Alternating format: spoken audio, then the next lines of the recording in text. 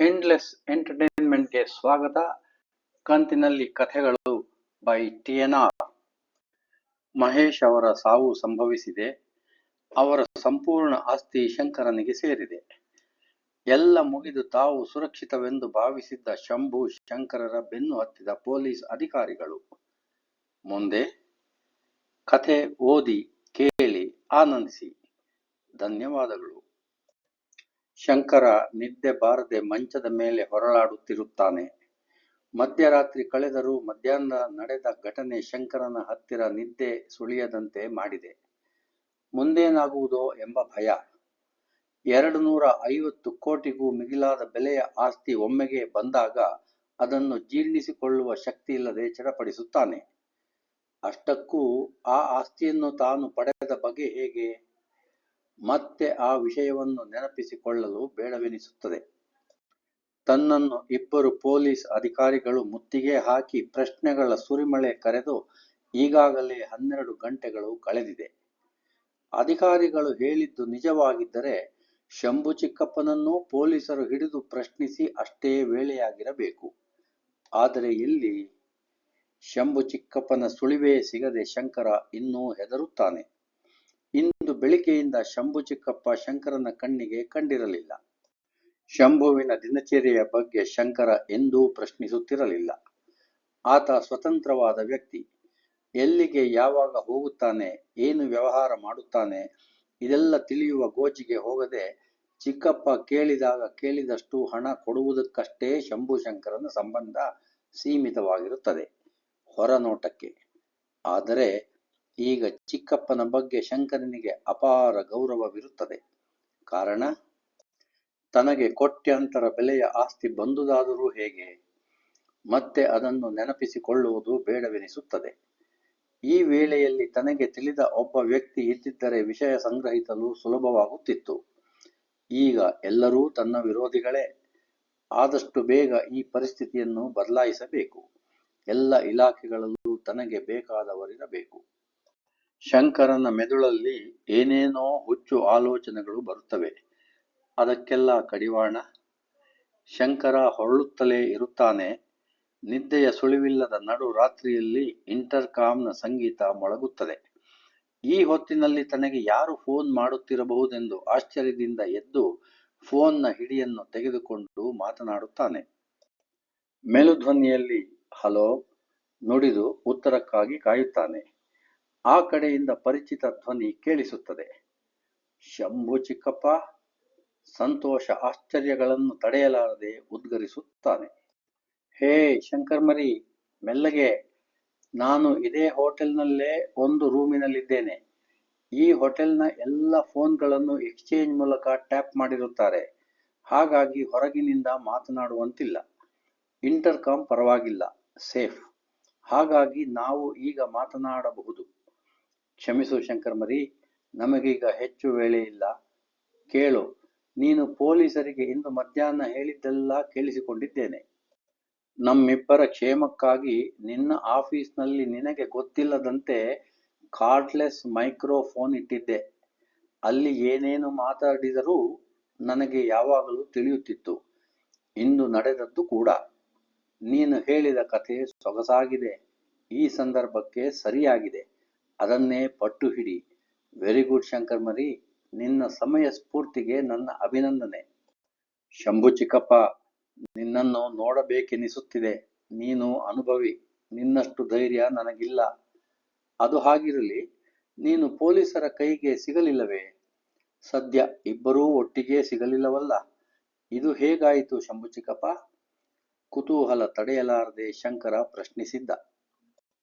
ಮರಿ, ನನ್ನ ಕಸುಬಿನಲ್ಲಿ ಪಳಗಿದವರು ಯಾರೂ ಕೆಲಸ ಮುಗಿಯಿತೆಂದು ಸುಮ್ಮನೆ ಕೂರುವುದಿಲ್ಲ.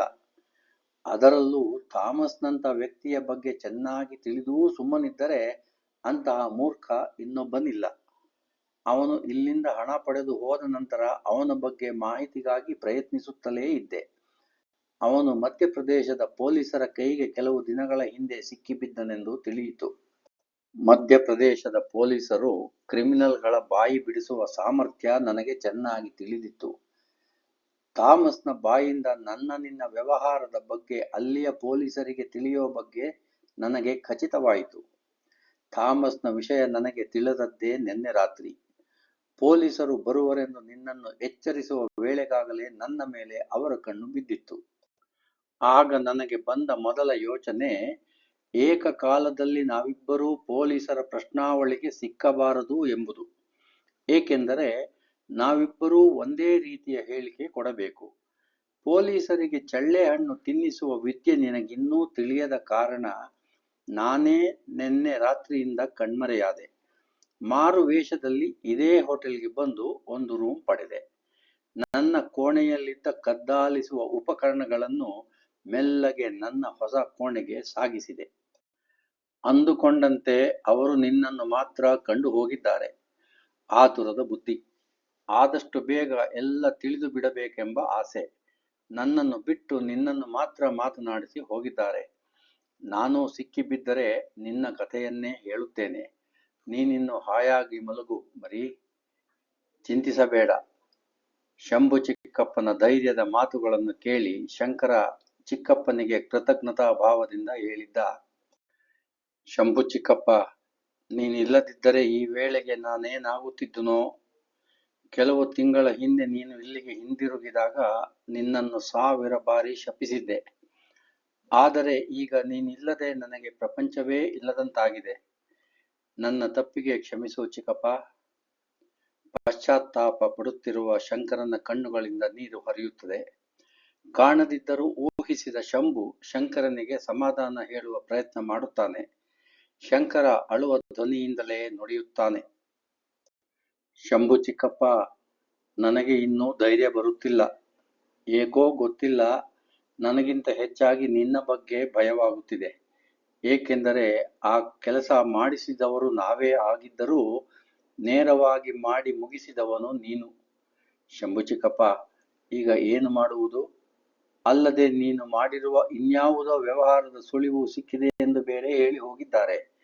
ನಮ್ಮ ಕಾರ್ಯದಲ್ಲಿ ಎಷ್ಟೇ ಚಾಣಾಕ್ಷತನವಿದ್ದರೂ ಎಲ್ಲೋ ಎಡವಿರಬಹುದೇನೋ ಎಂದು ಭಯವಾಗುತ್ತದೆ. ಬಿಕ್ಕಿ ಬಿಕ್ಕಿ ಅಳುತ್ತಾನೆ.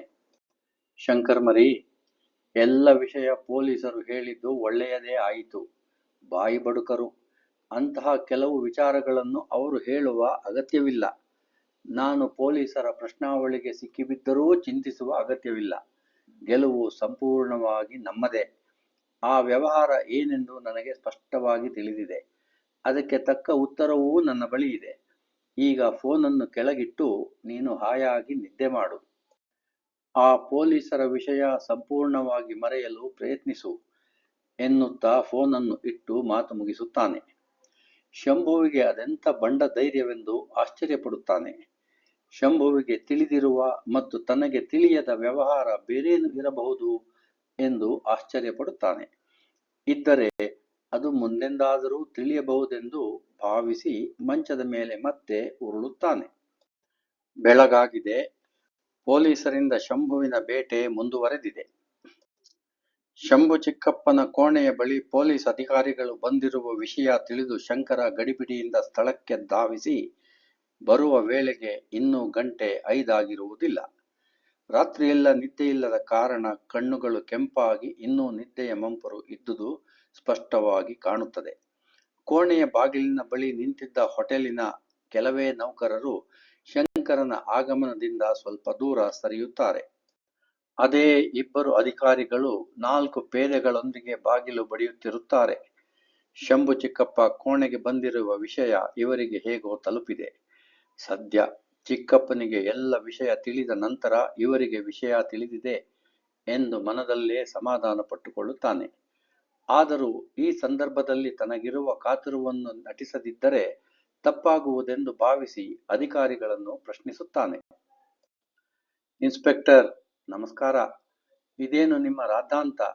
ನಿಮ್ಮ ಗಲಾಟೆಯಿಂದ ನಮ್ಮ ಹೋಟೆಲಿನ ಗಿರಾಕಿಗಳಿಗೆ ತೊಂದರೆಯಾಗುತ್ತಿದೆ. ಈ ಕೋಣೆಯ ಬಾಗಿಲನ್ನೇಕೆ ಬಡಿಯುತ್ತಿದ್ದೀರಿ? ನನ್ನ ಚಿಕ್ಕಪ್ಪ ನಿಮ್ಮ ಬಳಿಯೇ ಇರಬೇಕಲ್ಲ. ಶಂಕರನ ಕುಹಕದ ಪ್ರಶ್ನೆಗೆ ಅಧಿಕಾರಿಗಳಿಗೆ ಸಿಟ್ಟು ಬರುತ್ತದೆ. ಇನ್ಸ್ಪೆಕ್ಟರ್ ಸಂಜಯ್ ಅಬ್ಬರಿಸುತ್ತಾನೆ. Shut up. ನಿಮ್ಮ ಗಿರಾಕಿಗಳು ಸಾಯಲಿ. ನಿಮ್ಮ ಶಂಭು ಚಿಕ್ಕಪ್ಪ ನಮಗೆ ಚಳ್ಳೆಹಣ್ಣು ತಿನ್ನಿಸಿ ನಿನ್ನೆಯಿಂದ ತಪ್ಪಿಸಿಕೊಂಡಿದ್ದಾನೆ. ಈಗ ಇದೇ ಕೋಣೆಯಲ್ಲಿದ್ದಾನೆಂದು ಸುದ್ದಿ ಬಂದಿದೆ. ಅದಕ್ಕಾಗಿ ಅವನನ್ನು ಬಂಧಿಸಿ ಎಳೆದೊಯ್ಯಲು ಬಂದಿದ್ದೇವೆ. ಅವನಾಗೆ ಬಾಗಿಲು ತೆಗೆಯದಿದ್ದರೆ ಬಾಗಿಲು ಮುರಿದು ಅವನ ಬೆನ್ನುಮೂಳೆ ಮುರಿದು ಎಳೆದೊಯ್ಯುತ್ತೇವೆ. ಸಕಾಲದಲ್ಲಿ ಅವನನ್ನು ಹಿಡಿಯಲು ಸಾಧ್ಯವಾಗದೆ ತಮ್ಮ ಸಿಟ್ಟನ್ನೆಲ್ಲ ಅವನನ್ನು ಬೈಯುವುದರಲ್ಲೇ ತೋರಿಸುತ್ತಾರೆ ಅಧಿಕಾರಿಗಳು. ಶಂಭು ಚಿಕ್ಕಪ್ಪನ ಜಾಣ್ಮೆಗೆ ಶಂಕರ ಮನದಲ್ಲೇ ನಗುತ್ತಾನೆ. ಆ ವೇಳೆಗೆ ಇನ್ನೂ ಬಾಗಿಲು ತೆಗೆಯದೆ ಸತಾಯಿಸುತ್ತಿರುವ ಶಂಭುವನ್ನು ಹಿಡಿಯಲು ತಾಳ್ಮೆಗೆಟ್ಟು ಅಧಿಕಾರಿಗಳು ಬಾಗಿಲನ್ನು ಒಡೆದು ಒಳನುಗ್ಗಲು ಅಪ್ಪಣೆ ಕೊಡುತ್ತಾರೆ.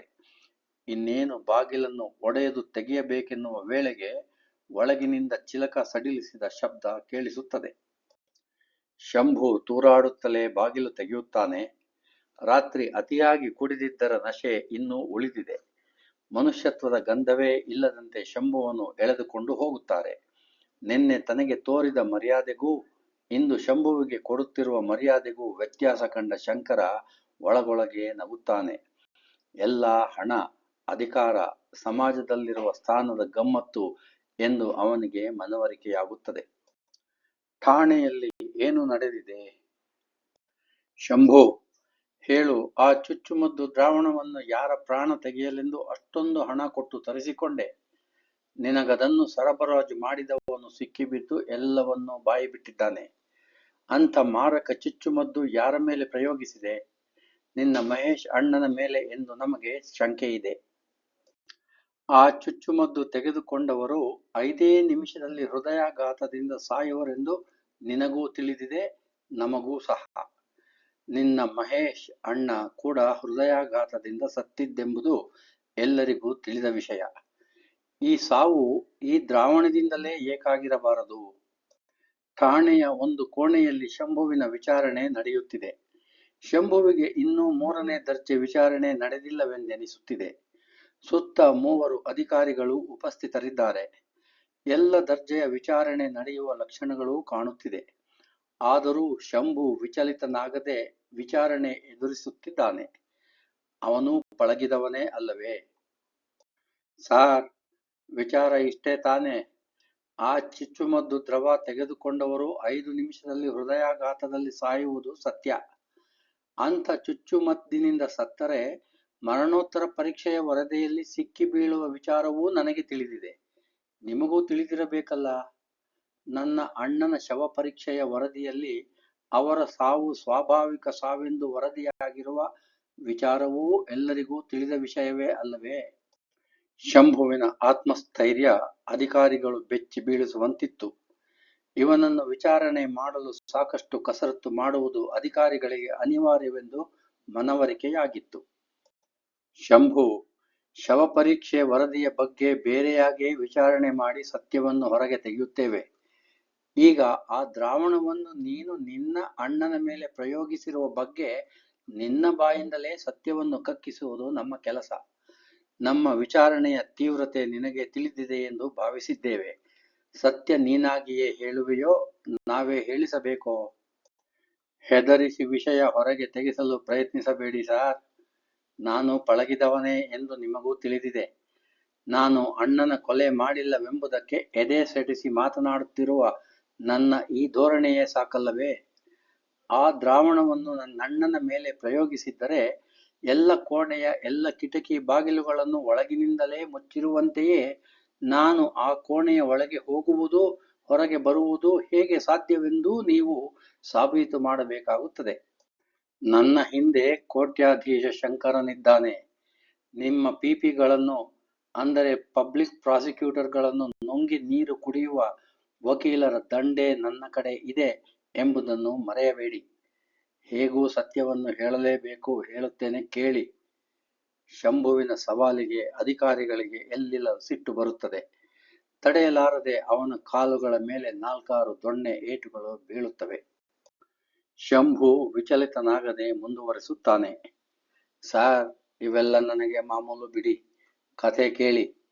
ಆ ದ್ರಾವಣವನ್ನು ನಾನು ತರಿಸಿದ್ದು ನಿಜವೇ. ಅದಕ್ಕಾಗಿ ತೆತ್ತ ಹಣ ಅಪಾರ. ಅದರ ಬೆಲೆ ಎಷ್ಟೆಂದು ನಿಮಗೂ ತಿಳಿದಿರಬಹುದು. ಭೂಗತ ಲೋಕದಲ್ಲಿ ಅವೆಲ್ಲ ಸಿಗುತ್ತದೆ. ಅದೂ ನಿಮಗೆ ತಿಳಿದಿದೆ. ಥಾಮಸ್ನಿಂದ ನನಗೆ ಜೀವ ಭಯವಿತ್ತು. ಅವನಿಗೆ ಸಮಯಕ್ಕೆ ಸರಿಯಾಗಿ ಹಣ ಒದಗಿಸದಿದ್ದರೆ ಅವನು ನನ್ನನ್ನು ಕೊಲ್ಲುವುದು ನನಗೆ ಖಚಿತವಾಗಿತ್ತು. ಅಂಥ ನೀಚ ಅವನು. ನನಗೆ ಬದುಕುವ ಆಸೆ ಅತಿಯಾಗಿ ಇದ್ದಿತು.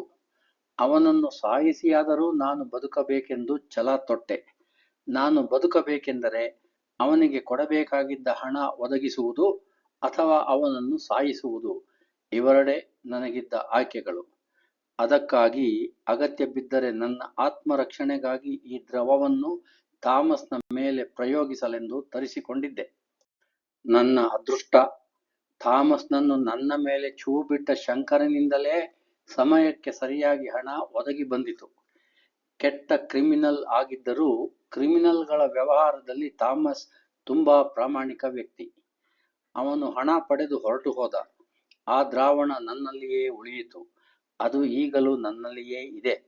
ಬೇಕಿದ್ದರೆ ನನ್ನ ಕೋಣೆಗೆ ನನ್ನನ್ನು ಕರೆದುಕೊಂಡು ಹೋಗಿ ಅದನ್ನು ತೋರಿಸುತ್ತೇನೆ. ಶಂಕರನೂ ಶಂಭುವೂ ಪೊಲೀಸರ ದಿಕ್ಕು ತಪ್ಪಿಸಲು ಇಲ್ಲದ ಕಥೆ ಕಟ್ಟುವ ಪರಿಣಿತರಾಗಿ ಬಿಟ್ಟಿದ್ದರು. ಜೀವ ಉಳಿಸಿಕೊಳ್ಳುವ ಅನಿವಾರ್ಯತೆ ಅವರಿಂದ ಹೀಗೆ ಸುಳ್ಳಿನ ಕಥೆಗಳನ್ನು ಹೇಳಿಸುತ್ತಿತ್ತು. ಅಧಿಕಾರಿಗಳಿಗೆ ಬೇರೆ ದಾರಿ ಇರಲಿಲ್ಲ. ಶಂಭುವಿನ ಹೇಳಿಕೆಯನ್ನು ಪರೀಕ್ಷಿಸಬೇಕಾಗಿತ್ತು. ಅದನ್ನು ಪರೀಕ್ಷಿಸಿ ನಂತರ ಶಂಭುವನ್ನು ವಿಚಾರಿಸುವ ತೀರ್ಮಾನಕ್ಕೆ ಬಂದಿದ್ದರು ಅಧಿಕಾರಿಗಳು. ಅದೇ ದಿನ ಮಧ್ಯಾಹ್ನವೇ ಅವನನ್ನು ಕರೆದುಕೊಂಡು ಅವನ ಕೋಣೆಯ ತಪಾಸಣೆಗೆ ಬಂದಿದ್ದರು. ಅಲ್ಲಿ ಸಿಕ್ಕ ಸಣ್ಣ ಚುಚ್ಚುಮದ್ದು ಬಾಟಲಿನ ಒಳಗೆ ಇದ್ದ ದ್ರಾವಣವನ್ನೊಮ್ಮೆ ಅಧಿಕಾರಿಗಳು ನೋಡಿದರು. ಬಾಟಲಿನಲ್ಲಿದ್ದ ದ್ರಾವಣ ನಿಜಕ್ಕೂ ಶಂಭು ಹೇಳುತ್ತಿರುವ ದ್ರಾವಣವೇ ಇರಬೇಕೆಂದು ಅವರಿಗೆ ಮನವರಿಕೆಯಾಗಿರಬೇಕು. ಇಲ್ಲದಿದ್ದರೆ ಹೇಗೂ ಅವರು ಅದನ್ನು ಪರೀಕ್ಷಿಸಿದ ಮೇಲೆ ಅವನನ್ನು ವಿಚಾರಣೆಗೆ ಗುರಿಪಡಿಸಬಹುದಲ್ಲವೇ? ಅದರ ಪರೀಕ್ಷೆಗಾಗಿ ಪ್ರಯೋಗಾಲಯಕ್ಕೆ ಕಳುಹಿಸಲು ಅವರೊಂದಿಗೆ ಕೊಂಡೊಯ್ಯುತ್ತಾರೆ. ಅಗತ್ಯವಿದ್ದರೆ ಶಂಭುವಿನ ವಿಚಾರಣೆ ಪ್ರಯೋಗಾಲಯದ ವರದಿ ಬಂದ ನಂತರವೆಂದು ತೀರ್ಮಾನಿಸುತ್ತಾರೆ. ಪ್ರಯೋಗಾಲಯದ ವರದಿಯಲ್ಲಿ ಶಂಭುವಿನ ಹೇಳಿಕೆಯಂತೆ ಬಾಟಲ್ನಲ್ಲಿ ಇದ್ದದ್ದು ಅದೇ ಮಾರಕ ದ್ರಾವಣವಾಗಿರುತ್ತದೆ. ಗೌಪ್ಯ ವಿಚಾರಣೆಯ ಮೂಲಗಳ ವರದಿಯಂತೆ ಶಂಭು ಖರೀದಿಸಿದ್ದು ಒಂದೇ ಬಾಟಲಿ ಎಂದೂ ಖಚಿತವಾಗುತ್ತದೆ. ಆ ಒಂದು ಬಾಟಲಿಯನ್ನು ಅಧಿಕಾರಿಗಳೇ ಮುಟ್ಟುಗೋಲು ಹಾಕಿಕೊಂಡಿದ್ದಾಗಿದೆ. ಅಂದ ಮೇಲೆ ಶಂಭುವಿನ ಮೇಲೆ ಯಾವ ಆಧಾರದ ಮೇಲೆ ವಿಚಾರಣೆ ಮುಂದುವರೆಸುವುದು? ಅಧಿಕಾರಿಗಳಿಗೆ ಮುಂದೇನು ಮಾಡಲಾಗದೆ ವಿಚಾರಣೆಯನ್ನು ಕೈ ಬಿಡಬೇಕಾಗುತ್ತದೆ. ಆದರೆ ನಿಜವಾಗಿ ನಡೆದದ್ದಾದರೂ ಏನು? ಇದಕ್ಕೆ ಮುಂದಿನ ವಾರ ಉತ್ತರ. ಈ ಕಥಾ ಸರಣಿ ನಿಮಗೆ ಇಷ್ಟವಾದಲ್ಲಿ ದಯಮಾಡಿ ನಿಮ್ಮ ಬಂಧು ಮಿತ್ರರಿಗೆ ಈ ಕಥೆಗಳನ್ನು ರವಾನೆ ಮಾಡಿ ಹಾಗೂ ಈ ಚಾನಲ್ಗೆ ಸಬ್ಸ್ಕ್ರೈಬ್ ಮಾಡಿ ಎಂದು ಮನವಿ. ಧನ್ಯವಾದಗಳು.